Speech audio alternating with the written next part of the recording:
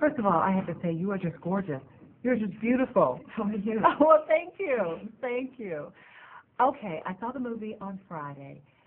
This is going to be big. Are you anticipating, the fans just going absolutely crazy, especially over the hot vampires in the movie? Right. Yeah. Well, they're already going crazy over the hot vampires. Yeah. Hopefully. I mean, it's a very passionate book, so it makes sense that the audience would be like as hardcore. Right. And you hadn't read the books before, right? Was that by design? Did you just not want to have any preconceived notions about who the character was?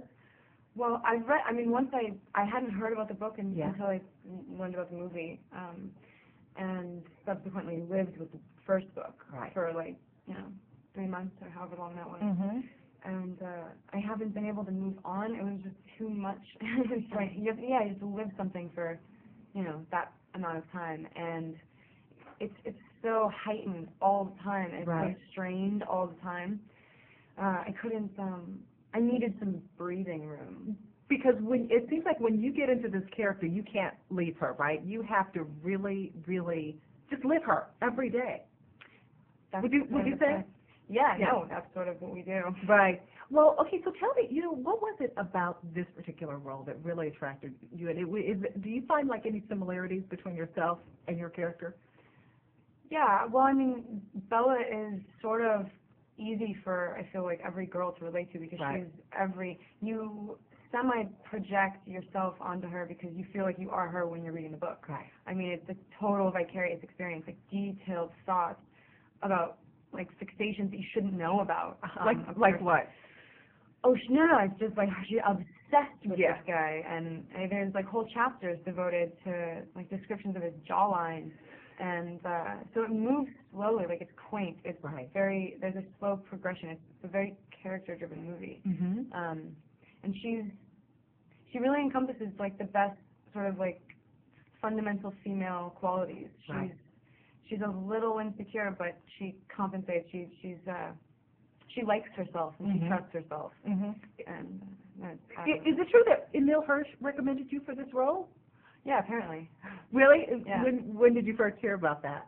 Catherine said something at the audition. She just said, it's weird. We're a very incestuous group. We all knew each other through other people. So it was Emil, I don't know how it went down exactly, but I think they talked about it. So you haven't had a chance to call them and say, hey, thanks. Hey, thanks, buddy.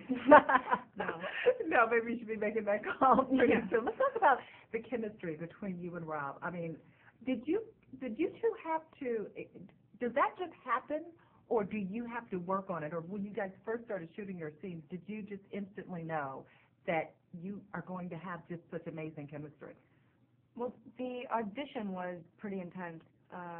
Just in that he was so different from everybody else that came in. He wasn't.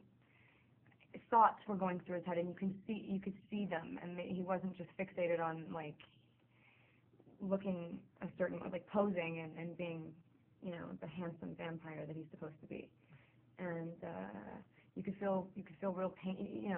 To live 108 years alone, you're not going to be the perfect guy. Right. And he was the opposite of that. And he's also very responsive. He